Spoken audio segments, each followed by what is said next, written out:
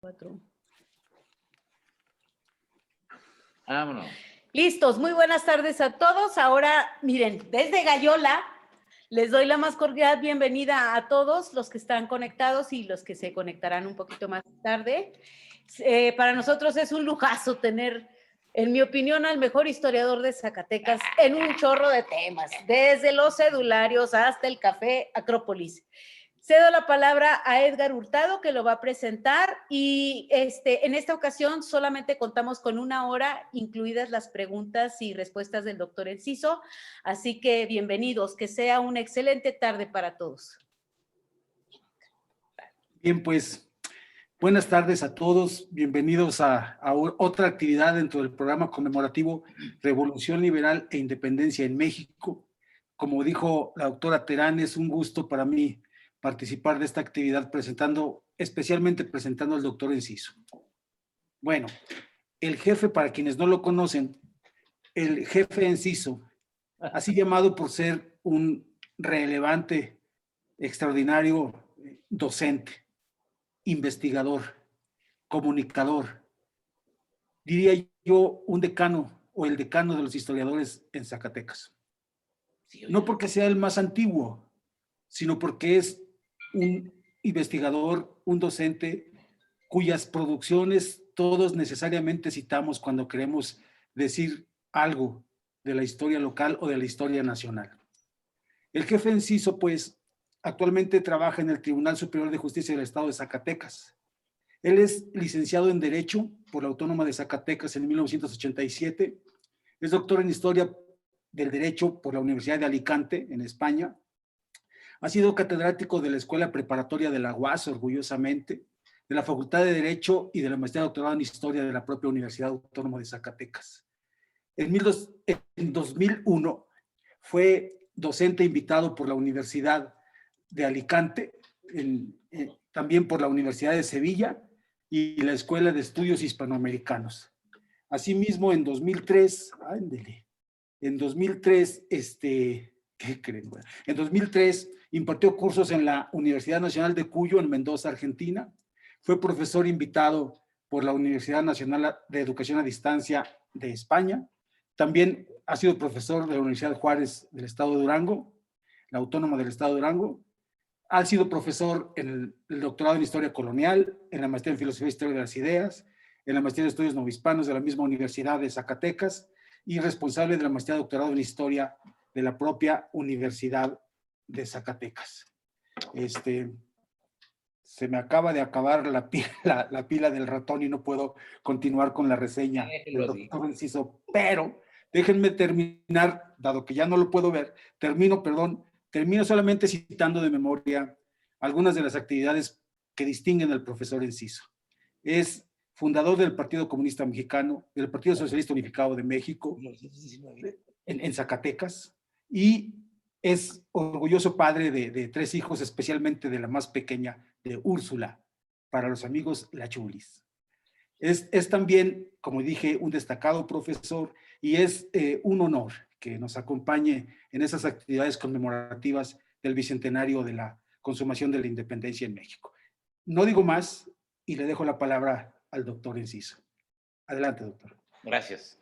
Muy buenas tardes a todos. Es realmente un gusto estar aquí con ustedes y pues agradezco la invitación de los doctores Hurtado y de la doctora Terán para tener esta oportunidad.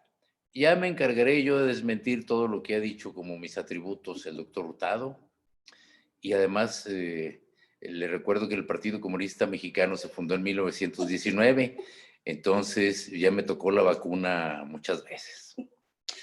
Bien, miren, hablaremos el día de hoy acerca de un sermón más o menos extenso, cuya extensión comienza por su título.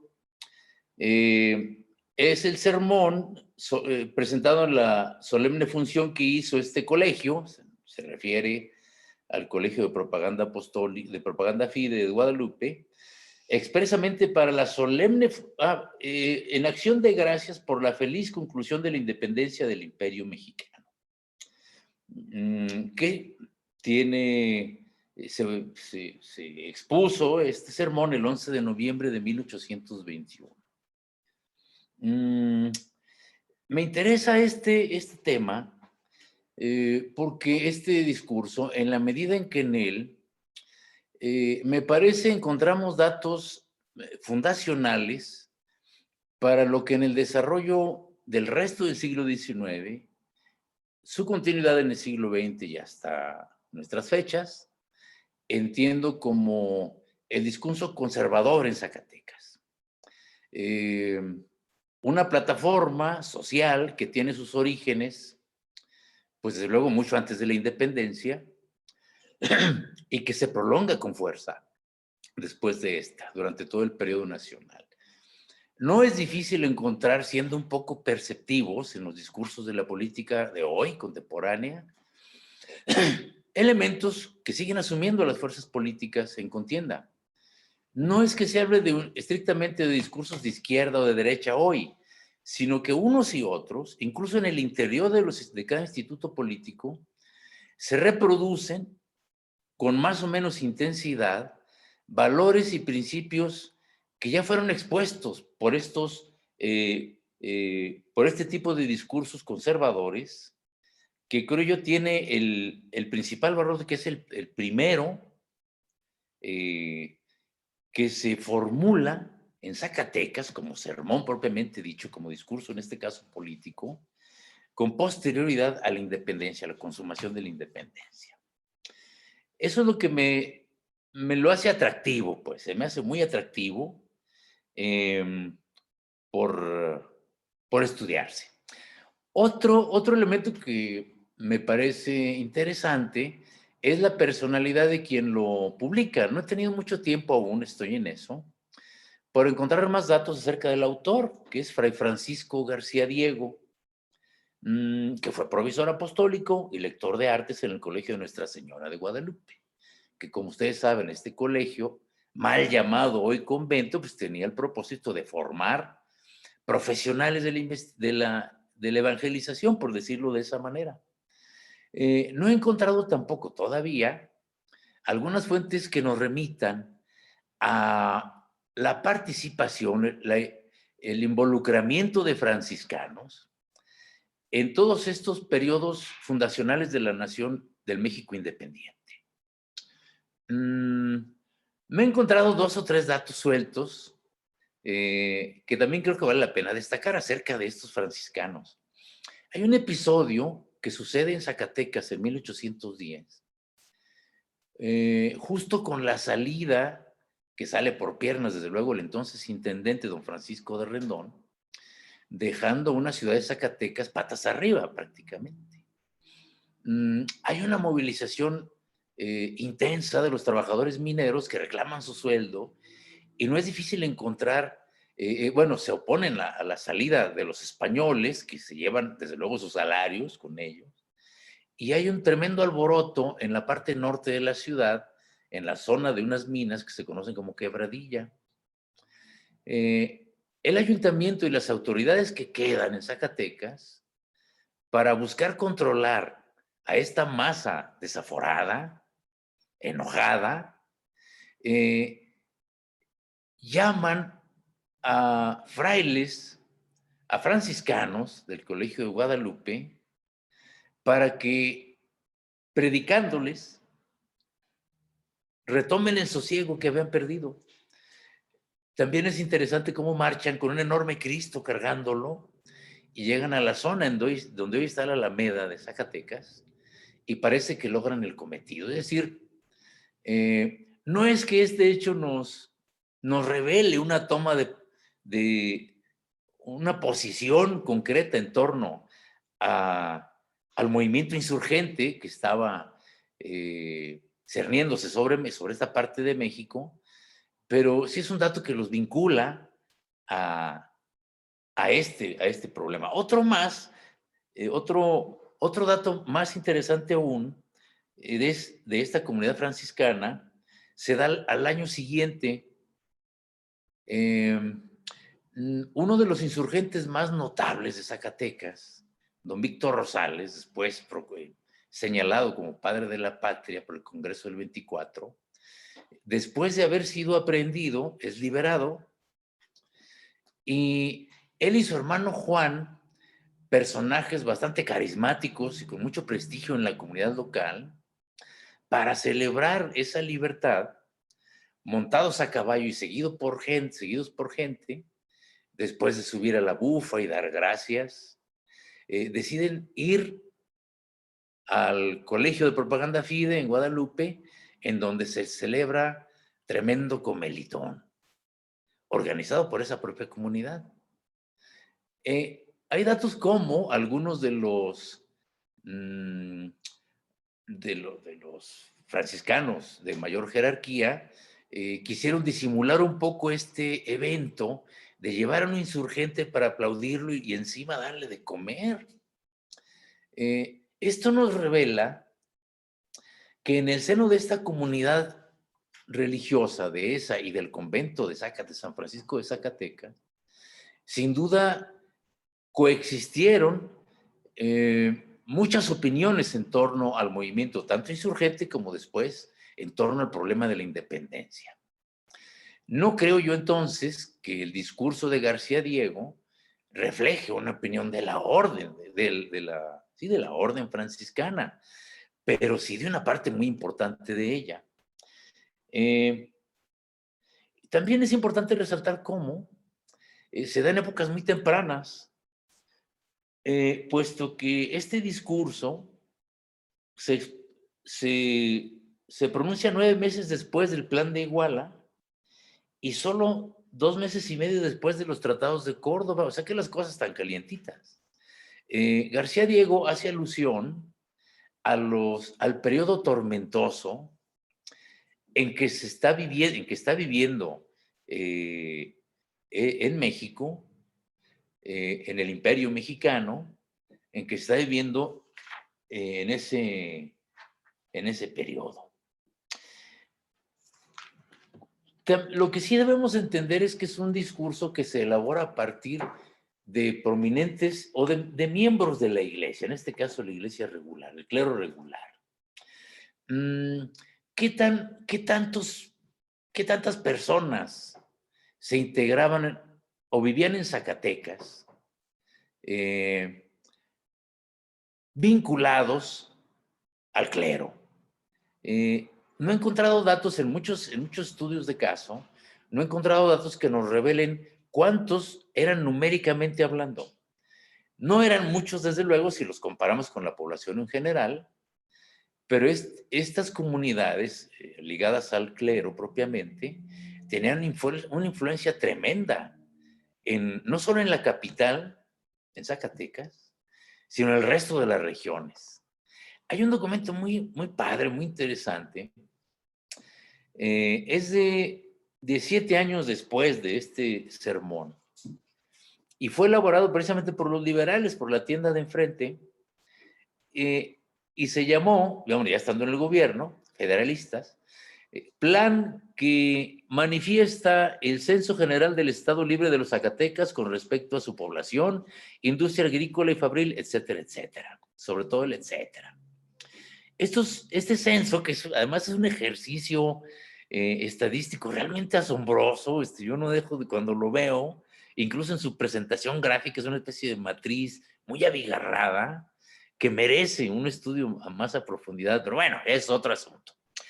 Aquí, en este censo, se enlistan el clero secular y regular, hombres y mujeres, y oficios conexos en el estado de Zacatecas.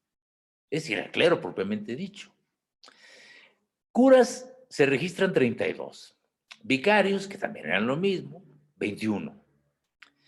Clérigos, en lo general, personas vinculadas en lo general a la iglesia, 105.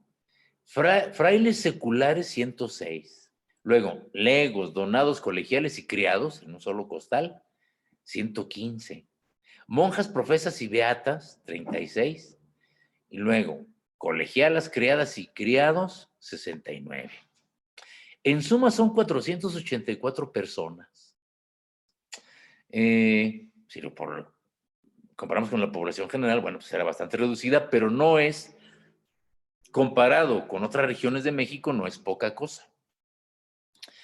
De tal suerte que es el clero como tal, esta fuerza social, vista de esta manera, podía generar un discurso. Por eso, un discurso coherente acerca de los sucesos que estaban viviendo y tomar partido en términos generales. No por nada el obispo de Nueva Galicia autoriza esta publicación, que además está financiada por el Ayuntamiento de Guadalupe. Guadalupe, como todos sabemos, es un pueblo que le salió alrededor al colegio. El discurso tiene su exordio y dos partes llamadas primera y segunda. Desde el exordio comienza García Diego a hacer una rápida lista de agravios recibidos por España en el sentido de reclamarle a la península el hecho de haber inferido tantos agravios a los indianos, a los americanos, dice él,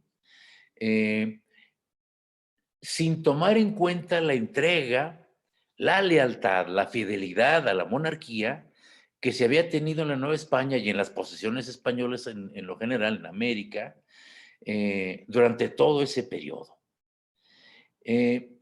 No obstante, dice García Diego, no obstante haber puesto su confianza en un rey como Fernando VII, el deseado, una vez que recupera su trono, no dudó, según García Diego, en seguir empeorando la situación de la Nueva España. Sin embargo, lo exculpa de una manera bastante curiosa. Dice que aunque él haya firmado decretos vejatorios contra los nacionales, lo hizo obligado por los liberales. Es decir, que realmente el deseado seguía siendo buena persona.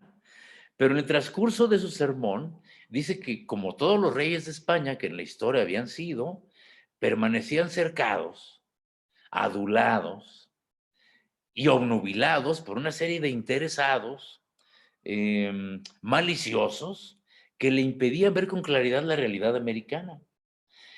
Fue a esa situación y a los liberales que tuvo que aceptar, a partir del terreno liberal, una constitución perversa en sí misma, porque, entre otras cosas abominables, declaraba la extinción de los jesuitas y de las órdenes monacales, y al mismo tiempo se pretendía, entre comillas, descatolizar tu misma patria y todos tus vasallos, haciendo entre nosotros se realicen los formidables planes del jacobinismo. Sin embargo, casi para cerrar su exordio, dice, fue Dios, por intercesión de la Virgen María, el que procuró que los americanos se reunieran en torno a la egregia figura de Iturbide. Entrando a la primera parte del discurso, García Diego regresa al inventario de agravios que se han recibido por los españoles. Refiere, aunque sea someramente, el atraso en que se encuentra la industria, en que se encuentra el comercio e incluso actividades que solían ser bollantes como la minería y que de alguna manera seguían proporcionando algún ingreso a los nacionales, a los americanos, en lo general se encontraba absolutamente deprimida. Y ahora, y en esa misma primera parte arremete contra lo que yo entendería es el principal objeto de su crítica y de sus abominaciones, y que sería la masonería. Creo que el liberalismo en lo general, pero entiende que la masonería representa de cuerpo entero el ideario liberal. habla de ellos como jacobinos, iluminados, regeneradores y filósofos falsos, que han jurado un absoluto exterminio de nuestra santa y adorable religión. Si está hablando, me parece curioso el énfasis directo que hace contra la masonería, porque eso nos revela también que existen ya en la sociedad zacatecana, ya activos, probablemente desde finales, desde el primer periodo del siglo XIX, masones actuantes. Si no, no tendría caso hablar de ellos. Y efectivamente, hemos encontrado que se mostraron muy activos, puesto que tan solo 5 años después se hace una lista del tipo de masones que seguro, creo que García Diego y el pensamiento que representa odia a los masones en lo general, pero muy en particular a los del Rito de York, que publicó hacia 1828, es decir, unos años después, una interesante lista que es bastante conocida de las logias yorquinas esparcidas a lo ancho y a lo largo del país. No sabemos, a reserva de que se vaya investigando más a profundidad por los especialistas, no sabemos en qué trabajaban esas logias, qué temas los preocupaban. Concretamente, pues, lo intuimos por la manera en que llegaban a actuar en el escenario social y político. Pero una manera de aproximarse al ideario filosófico y político que estaban trabajando los masones yorquinos, una manera de asomarse es una especie de camino indirecto que son los títulos de cada logia. En Zacatecas había 2 muy activas, una en Sombrerete que se llamaba Estrella Chichimeca, cuyo título pues nos remite a, al haber elegido a ese grupo de nómadas belicosos que combatieron férreamente a los españoles durante 50 años, en los últimos 50 años del siglo XVI. Y el otro se llama, la otra logia, Fortaleza de Guerrero, es decir, de don Vicente Guerrero.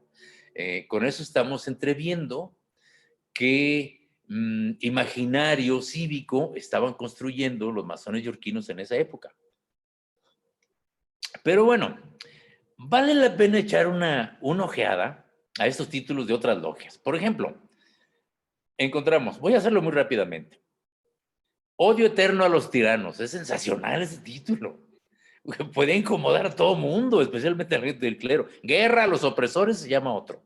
Amor patrio, columna liberal, baluarte federal mexicano. Este encantaría a la doctora Tena. América independiente, ley natural, es muy filosófico. Jalisco libre, fidelidad federal mexicana, escuela tolerante, otra tolerancia, independencia. Otra se llamaba Federalista, Grito de Dolores, Propagación de los Amantes de la Patria. Esto suena muy bien. Triunfo de la Razón, Constancia Federal, Virtud Americana, Colmena Federal, Igualdad Civil. Es interesantísimo. Código Federal, Minerva, Moderación Acrisolada y Federación. Si seguimos esta lista nominal, pues son todas las que había. Bueno, las que me parecen más interesantes, podemos darnos cuenta de que ya se había incubado en Zacatecas este germen. El germen del pensamiento liberal. De tal manera que no son gratuitas las imputaciones que hace García Diego a esta fracción del liberalismo muy importante que eran los masones, especialmente los yorquinos. Les recrimina trabajar en logias, a las que llama textualmente escuelas del demonio. Este epíteto también sería recuperado, bueno, ha pervivido muchos años en las etapas de la historia de México cuando se quiere criticar la educación laica. En esas escuelas del demonio, según García Diego, se enseñaban conocimientos, ideas anticlericales basados en las obras de Pompanasio, Spinoza, Besa, Lutero, Calvino, Munsero y otros herejes predicantes famosos de la impiedad. ¿Criticaba el diario de los masones? Claro que sí. Decía, los masones dicen, mueran los tiranos cuando eso significa no obedecer a los padres en la familia ni a los reyes. Que se acabe la superstición, dicen los masones. Esto significa, según García Diego, que se acabe la religión católica, apostólica y romana. Si los masones dicen, acabes el influjo de los sacerdotes en los pueblos, dice García Diego, esto significa que se acabe el amor, la sumisión y el respeto debido al carácter de los sacerdotes. Si los masones dicen, establezcase la libertad, García Diego es puntual en decir, esto quiere decir el libertinaje. Y hace, bueno, pues una crítica de este ideario masónico. También critica a las naciones que finalmente han sucumbido por el ideario protestante y liberal, especialmente las ideas de Voltaire, Rousseau, Pufendorf, Diderot, D'Alembert y Helvecio, enemigos capitales de la Iglesia.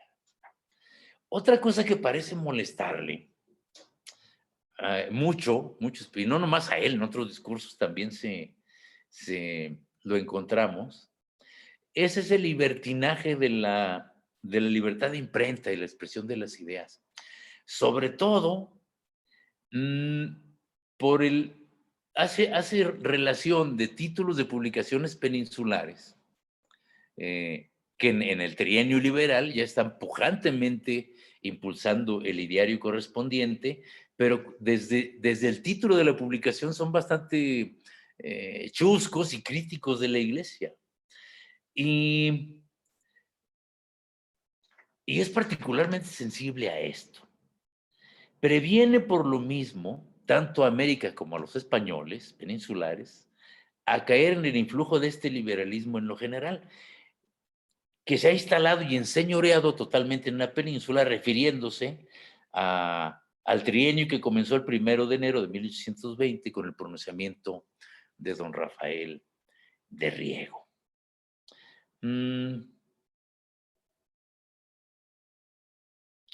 Antes de cerrar esta primera parte,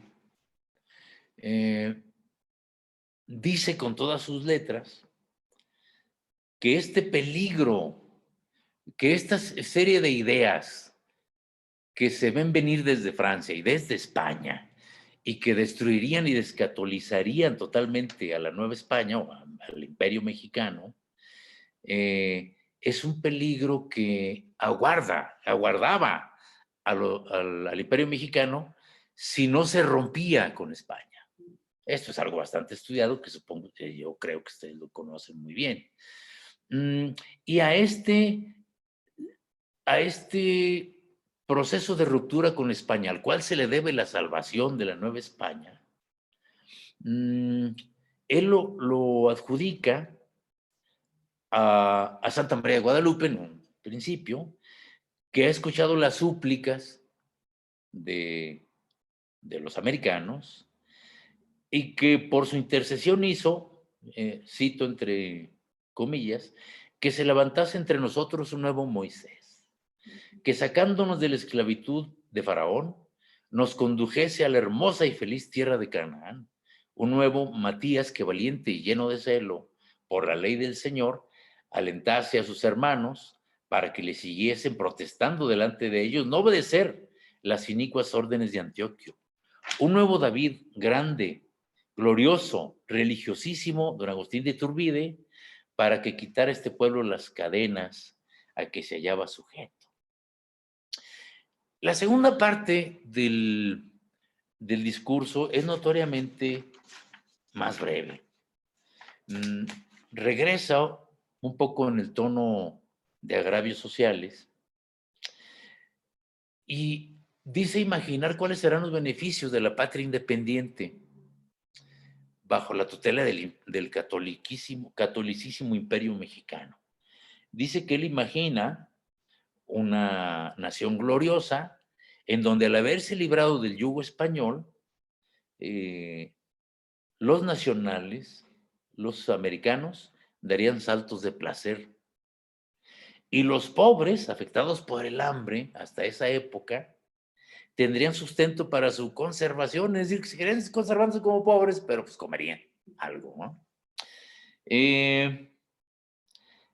Se instauraría un gobierno, dice él, dulce y paternal, que a diferencia del gobierno español, estaría cerca de los americanos para atender, para escucharlos y atender sus necesidades.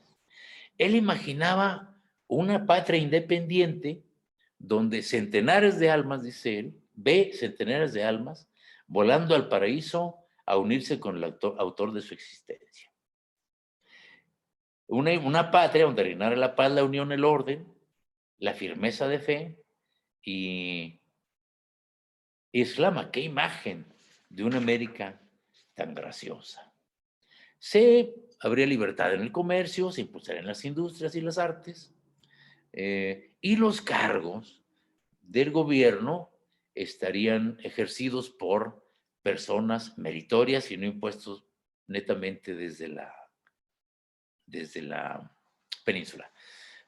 Cosa curiosa es de que vale la pena destacar en este caso, es de que este discurso ya acepta la necesidad de una constitución. Recordemos que la profesa nace se da esas reuniones de la profesa como una reacción a la restauración de la Constitución de Cádiz, y que inicialmente, y sería un distintivo que durante muchos años de plataformas conservadoras, inicialmente proponían no un régimen constitucional que abominaba inicialmente esas reuniones de la profesa, sino el regreso a las leyes de India. Es decir, una propuesta de vigencia integral con todas sus letras del antiguo régimen, sus instituciones y sus leyes. Obviamente cambian de opinión, se acepta, como lo hace García Diego, un régimen constitucional.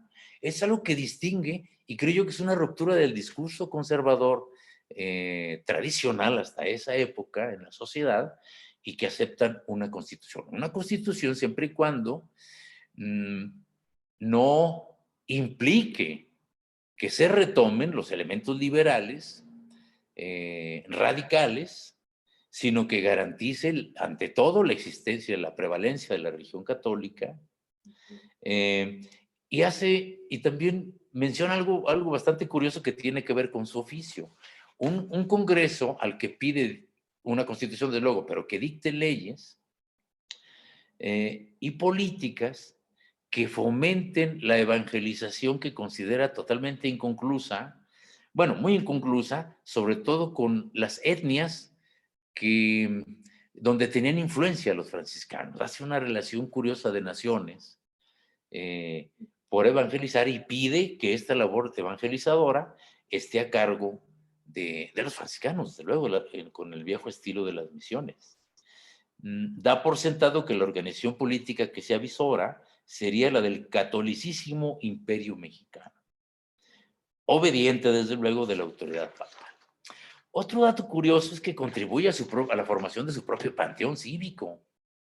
Es decir, la imagen del héroe ya en el México independiente, y en el que llama a los americanos a seguir y a reconocer como padres de la patria, y al mismo tiempo como columnas de la iglesia, a Iturbide, a Negrete, a Bustamante, Quintanar y Andrade, y dice, y los demás que les han acompañado.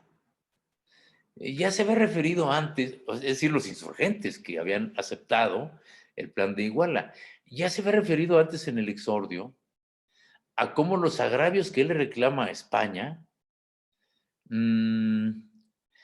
habían motivado la rebelión de Dolores. No dice nombres, pues, ¿no? Pero establece muy bien que había habido una rebelión, la de 1810, en la que los propios americanos habían combatido a sus hermanos, los que se conservaron fieles a la monarquía, y si se habían desatado tanta violencia, tanta iniquidad en ese movimiento, ahora parece, si no justificarlo, por lo menos entenderle. Y se recrimina al bando de españoles de la época haber contribuido a sofocar ese reclamo asaz virulento y violento, pero justificado. Preocupa, desde luego, desde el exordio a García Diego, las reformas liberales que se advendrían con la Constitución, con la Constitución de Cádiz, si es que no se lograba antes la independencia. Me parece que ese sería el discurso inaugural de la plataforma conservadora a nivel regional. Desconozco, creo que sería cuestión de un estudio, una serie de estudios, cómo se va conformando esta plataforma conservadora en las diversas regiones de México. Hasta donde veo es la participación de la Iglesia activa en la formulación de estos principios originarios del discurso conservador en Zacatecas. También lo creo que es antiliberal, enfáticamente antimasónica, pero desde luego incluye antiprotestante y contra los ilustrados o los propagadores de la falsa filosofía. También es monárquico, pero hay que decir que es monárquico constitucional, lo cual ya me parece innovador en el discurso local. Teniendo en cuenta además, bueno, pues que los insurgentes en su momento habían hecho un proyecto de constitución, el caso de Apatzingán. Y no creo que estuviera en el ánimo de muchos elementos sociales hispánicos seguir este ejemplo que implica una modernización de las instituciones.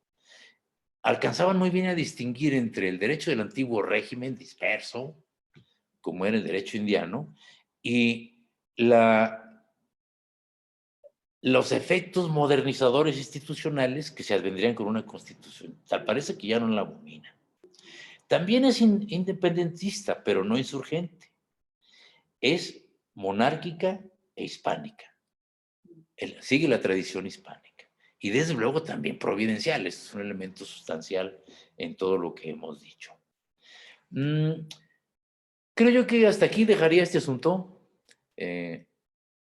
Y pues me interesaría poder dialogar un poco con ustedes y agradecer mucho su atención. ¿Cómo? Edgar tiene que hablar. ¿Ah, que hay 20 minutos? Sí, o sea, Edgar tiene que hablar. Edgar. Ah, que tiene que hablar Edgar.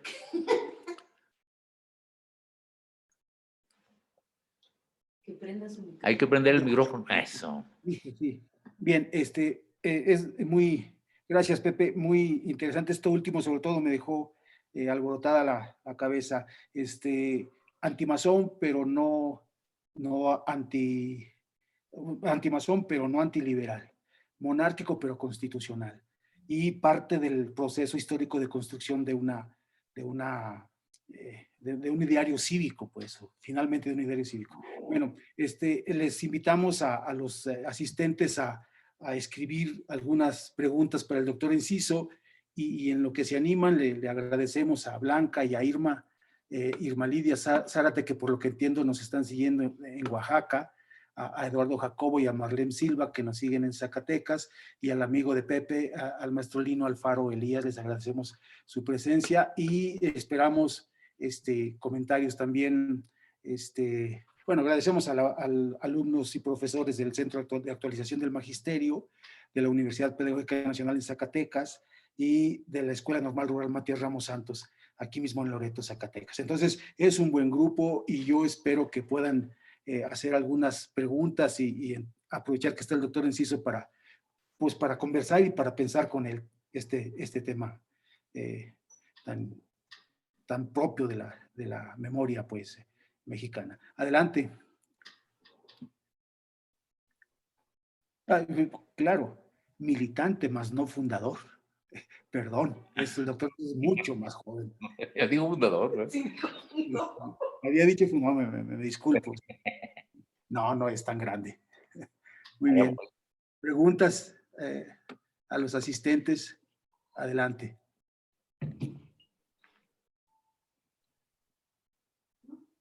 De uno por uno, no se hagan bolas. No se hagan bolas, sí. El doctor Amaro. No lo veo, pero adelante, doctor Amaro. No lo veo, pero adelante. Muchas gracias, Buenas tardes a todos. Es un gusto saludar a mi querido profesor, el doctor Enciso, el jefe Enciso. Fue nuestro jefe de varios años. Es un gusto, doctor, saludarlo. Igualmente. Lo felicito mucho por su plática. Y la verdad es interesante y que abre muchas interrogantes, muchas cuestiones. Por ejemplo, me llama la atención esta idea de que este personaje señale usted que es muy antimasón, y antimasón significaría, por ejemplo, antiliberal, por lo menos de un tipo de fracción liberal, de ese liberalismo más radical, pero todos sabemos que en el proceso mismo de la independencia hubo estas sectas de masones, los guadalupes y demás, en los que militaba, por ejemplo, Agustín de Iturbide. ¿Y en qué medida, a mí me llama la atención, en qué medida todos son liberales, aunque ciertamente ya se está perfilando el pensamiento conservador, que luego dice Jean Bazin en los años 40, se va a constituir como cuasi un partido, ¿no? Y va a tener sus representantes. Y sin embargo, si nosotros vemos a los representantes de esos conservadores, por ejemplo, Lucas Alamán, en su pensamiento económico y social, es un liberal. Es más liberal que los otros liberales. Entonces aquí la pregunta, doctor, y el comentario y la pregunta a usted sería en términos de ver en qué medida, en qué aspectos convergen como liberales. Ya usted señalaba que luego se vuelve constitucionalista, y en qué medida, digamos, asumen el pensamiento, van configurando el pensamiento conservador. Doctor, es que tenemos problemas con el audio En la suyo. segunda mitad del siglo XIX va a dar al traste, ¿no? con digamos, algunos procesos políticos que se dieron en nuestro país. Muchas gracias. A la distancia le mando un abrazo, doctor Enciso. ¿No se escuchó entonces el planteamiento? ¿No? Una disculpa, entonces, digamos, retiro mi comentario y mi pregunta. Ya. Bueno, además de intentar hacer algún comentario, le digo al doctor Enciso que también lo saludan Jalir Arnulfo Morales, Sofía Vargas, Roberto Carrillo, Rocío Chávez Ávila y Joaquín Espinosa, que lo están siguiendo por Facebook Live. Y le agrego una pregunta, doctor. La pregunta de José Antonio Jasso dice, ¿cómo toman los masones la postura para desmentir o afirmar la postura del sacerdote?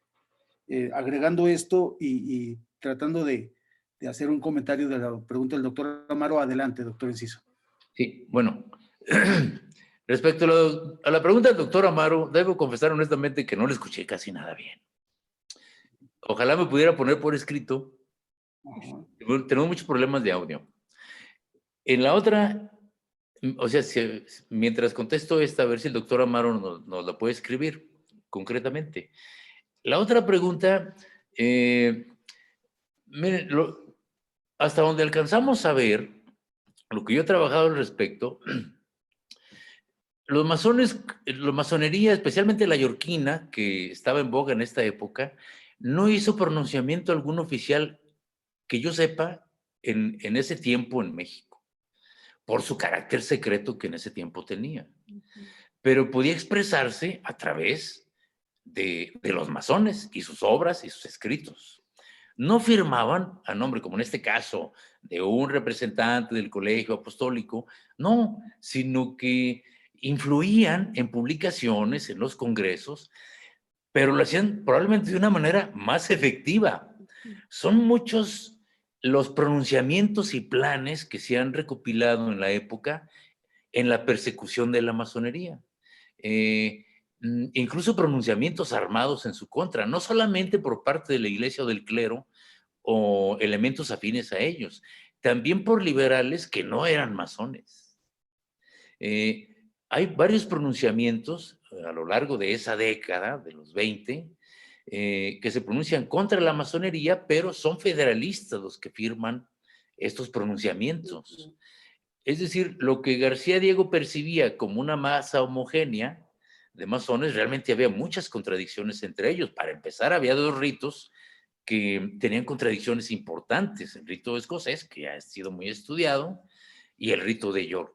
Tantas fueron esas contradicciones, que ojalá esté Marco Flores por aquí escuchándonos, que tuvo que solucionarse esas contradicciones con la fundación de un tercer rito, posteriormente el Nacional Mexicano. Lo que sí es evidente ver en Zacatecas es el accionar desde el gobierno de los masones yorquinos que impulsaron la plataforma federalista de una manera radical, como todos recordaremos, junto con el estado de Jalisco y Yucatán. Y estos yorquinos federalistas obviamente fueron muy criticados. ¿Qué más hicieron en la Constitución del 24? Bueno, pues establecieron la libertad de imprenta, sí, controlada por una junta, pero los mismos frailes en sus sermones solían criticar severamente esta libertad tenida como libertinaje.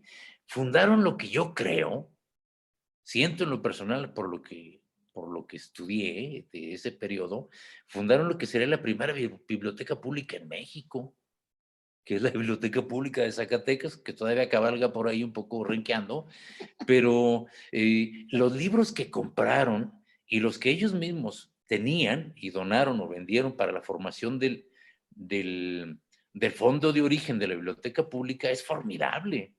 Es decir, los autores que critica García Diego realmente se quedan cortos en lo que estaban leyendo ya los liberales de esa época. Les digo, por ejemplo, el caso de Bentham, cuyas primeras traducciones al castellano las conseguían rápido.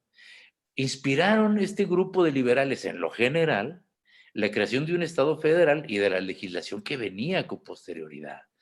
Hicieron un proyecto de código civil interesantísimo, jamás tuvo vigencia, desde luego, porque bueno, se atravesaron con una piedra muy grande y difícil de brincar, que era la piedra del general Santa Anna, pero se ha publicado recientemente en UNAM, es un código pues, muy avanzado, inspirado en mucho en el Código de Napoleón, aunque no en todo, pero supieron hacer ese proyecto, hacer un código civil, créanme que no es cosa fácil, pues, ¿no? Y pudieron hacerlo. Claro que hubo proyectos expropiatorios contra la iglesia, de desamortización, a través, y que iban más allá, no nada más expropiar a la iglesia, sino una verdadera reforma agraria que promovieron a través de un banco, el Banco de Zacatecas. Es decir, no se manifestaron. Claro que lo hacían en lo individual, y hacían precisamente lo que tanto molestaba a García Diego, burlarse de las prácticas católicas antañonas que había en la época y que molestaba severamente a los sacerdotes y frailes. No son pocos los datos que tenemos respecto a de sacerdotes o frailes que en Aguascalientes o Zacatecas se pronuncian en contra de que haya tanto libro, es decir, que descubren a un personaje que le da por coleccionar libros, piden, les incautan por sus pistolas las bibliotecas y el gobierno pues tiene que ordenar que se le regresen a ese pobre hombre sus libros. Es decir, no se manifestaban en cuanto tal, no encontraron un documento, no creo que lo encontremos, y lo que sabemos de ellos son aproximaciones. Y sin embargo hay otro episodio ya en el Congreso del Estado de Zacatecas, en donde se pide en consonancia con las disposiciones que formalmente expedía el gobierno federal, la persecución de la masonería, y había varios diputados que apoyaban esas mociones y otros encabezados, no les digo por quién, porque se enoja el licenciado de las Piedras, que llegaba a dejar escrita en las actas del Congreso, pues que no veía por qué perseguir a la masonería, porque algunos decían que habían hecho cosas buenas. Es decir, no había una respuesta en concreto a este discurso, pero sí tenían todo un discurso, una narrativa de transformación muy interesante en esa época. Muy bien. Doctor, sabemos que que hay un tiempo, digamos, apretado por la actividad que usted tiene enseguida. Solo hay dos intervenciones más. Una es del doctor Martín Escobedo, pero antes déjeme nada más leerle el comentario de la doctora Judith y la pregunta del doctor René. Uno, dice la doctora Judith Alejandra, aunque estamos de acuerdo con usted en que el pensamiento de estos masones va configurando un pensamiento conservador ulterior, el doctor Amaro ahora pregunta, ¿en qué medida este tipo de pensamiento antimasónico convergió en algunos aspectos en el pensamiento liberal constitucional de la época? Y antes de la respuesta, le pedimos al doctor Martín Escobedo su intervención para formular la pregunta. Adelante. Muchas gracias, doctor Edgar. ¿Me escuchan? Sí, muy bien. Sí. Jefe, pues un gusto saludarlo. Igualmente, Martín. Y saludar también a los y las colegas y a los estudiantes de estas instituciones. Felicitarlo por esta estupenda charla, jefe, y sobre todo, pues quiero hacerle un planteamiento para ver qué es lo que usted piensa. La historia tradicional, esa decimonónica del siglo XIX, que desafortunadamente ha pervivido hasta nuestros días, establece una división entre dos bandos, una división que desde mi punto de vista empobrece la riqueza y la complejidad del periodo. Es decir, se dice que hay liberales y hay conservadores. Sin embargo, un poco antes había republicanos y monarquistas, pero hasta en los mismos republicanos había también diferentes vertientes. Estaban aquellos que pugnaban por la república confederada, otros por la federada, otros por la central. Los monarquistas no todos eran absolutistas, ya usted lo mencionó, algunos eran constitucionalistas. Y el ADN liberal de quienes escribieron historia en el siglo XIX, yo creo que opacó una parte fundamental de este proceso. Y me refiero, por ejemplo, a personajes que han sido vilipendiados por esta llamada historia de bronce. Me refiero a, por ejemplo, a Podaca, a Santa Anna, o a quien, por ejemplo, conoce muy bien el doctor José Luis Acevedo, Teodosio Lares, ¿sí? A estos personajes siempre se les ha excluido de este proceso y yo creo que es muy importante conocerlos justamente para entender mejor el proceso completo. Entonces, ya ahora sí, retomando la pregunta. El sermón de García Diego, que usted acaba de analizar, muestra que él no era ni enteramente liberal ni enteramente conservador. Hay la emergencia en estos primeros años de la independencia de un discurso que no se constriñe a estas limitaciones, a estas divisiones, que hasta cierto punto son artificiales. Entonces, ¿cómo comenzar a erosionar este discurso que incluso hoy en día está recobrando vigencia, doctor? Hoy en día hay liberales y hay conservadores nada más. Y hay que recordar que del negro al blanco hay una infinidad de grises. Entonces, este texto, desde mi punto de vista de García Diego, muestra que no todo es blanco y no todo es negro. Entonces, ¿cómo empezar, repito, a debilitar este discurso dicotómico? Muchas gracias. Gracias. Doctor Enciso, tiene la palabra. Solamente agrego las felicitaciones que le envía Luis Cabrera y Olivia Aguilar. Adelante, doctor. Porque son preguntas y respuestas como para un seminario, chicos, pero vamos viendo esto por último que dice Martín.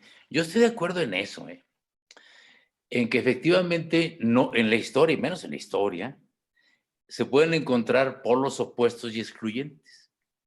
El mismo Plan de Iguala entiende eso, ¿no? Tiene elementos muy conservadores y serán conservadores aunque quieras verlos liberales. tiene elementos muy liberales, serán liberales aunque quieras verlos conservadores. A mí se me hace que el discurso de García Diego contiene elementos de ruptura con el pensamiento conservador previo. Efectivamente pertenece García Diego a una comunidad que, si lo vemos desde el punto de vista, digamos, de blancos y negros, pensaríamos que asumirían una misma posición ante la independencia que estaban viendo nacer ante sus ojos. Quise comenzar con estos dos episodios del principio para entender que no todos los franciscanos pensaban igual. Este es García Diego.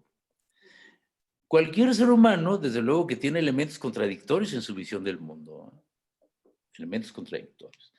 Pero desde luego que esta es los primeros elementos discursivos en que se funda un discurso que es, aunque tiene elementos liberales, es un planteamiento inicial de los conservadores. No por el hecho de ir esclareciendo y erosionando esa vieja historia de estereotipos, van a desaparecer estos personajes actuando, que tuvieron derecho y lo hicieron a cambiar en el transcurso de sus vidas, también lo hicieron. Pero los idearios prevalecen y habrá que seguir el análisis de regiones y coyunturas para ver cómo evolucionan. Más tarde, en el siglo XIX, en el desarrollo de este mismo siglo XIX, me encuentro con un ejemplo que es digno de llamar nuestra atención. Ya en plena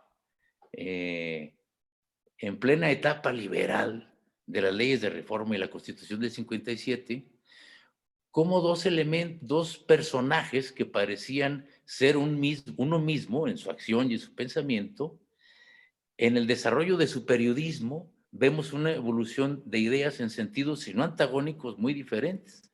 Me refiero a Juan Francisco Román y González Ortega. También encontramos esos elementos de continuidad de ruptura aquí, pero no debemos perder de vista que quien está planteando una constitución con contenido orgánico, contenido de garantías individuales que reclaman las libertades, son elementos discursivos del liberalismo, donde me los pongan, ¿verdad? Quien está planteando el origen providencial de los movimientos sociales y la intervención de Dios en el surgimiento de héroes, eso no es liberal donde tú me lo pongas, sería contra la Ilustración. Creo yo que no debemos relativizar, tener cuidado, pues, en erosionar esa idea maniquea de la historia, pero tener cuidado también en hacer tabla rasa, en relativizar todo. Si no, ¿qué sentido tiene estudiar estos discursos, no? Se preguntaba, ¿hubo respuesta de los masones? Sí, en los hechos. Muchos de esos masones que fueron federalistas, por ejemplo, de esos masones que criticaban a García Diego, me pongo a pensar en un jovencísimo Luis de la Rosa, que fue el artífice del Código Civil. Ya en el 57 lo encontramos totalmente cambiado. Es decir, de sus mocedades exaltadas liberales, ya vemos un pensador, no provecto, pero ya en los últimos días de su vida, que también ha cambiado su ideario en esto, ¿no? Yo no creo, pues, que debamos relativizar tanto esto también. Muy bien. Pues estamos a 2 minutos. Si hay algunas palabras finales que le pedimos a la doctora Terán, nos haga. Pero primero, jefe, pues decirle que es un gusto estar con usted y que, como siempre, agradezco escucharlo porque así uno aprende cosas, perspectivas, miradas que luego se nos van, como dice. Pero bueno, agradeciendo pues la participación del doctor Enciso, le pedimos a la doctora Terán que haga unas palabras finales para agradecer y despedir al doctor Enciso y agradecerle a todo el mundo la participación en estos eventos conmemorativos. Pues muchas gracias al doctor Enciso, gracias a todos por su atención. Yo creo que es el falso dilema, tanto la respuesta de Martín, la pregunta de Martín como la respuesta del doctor Enciso. Ni conservadores, ni liberales, puros federales. Sino todo lo contrario. Muchas gracias a todos. La verdad, su atención es un privilegio para nosotros. La verdad, las reflexiones de Martín, de René, del doctor Enciso, pues nos dejan que pensar. Sí, efectivamente es el primer sermón. que viene a conmemorar la feliz consumación de la independencia de México, un sermón muy, muy valioso que está aquí en nuestro archivo histórico, pero también está en la Biblioteca Nacional. Por mi parte lo he transcrito en un libro que se llama Haciendo Patria, Cultura Cívica en Zacatecas en el siglo XIX, y para los que estén interesados en el sermón, la verdad que es una joya preciosa para entender, digamos, el pensamiento embrionario de las conmemoraciones cívicas en México. Para el que esté interesado, pues, estamos a la orden. Muchas gracias a todos por su atención. Ya los estaremos convocando para nuestras siguientes actividades de junio. Y bueno, pues muchas gracias, doctor Enciso. Gracias, Edgar. Gracias a todos. Gracias a todos. Gracias. Desde Charo Castañeda, doctor, también. Y un gusto haber estado aquí. Gracias a todos. Hasta luego. Hasta luego.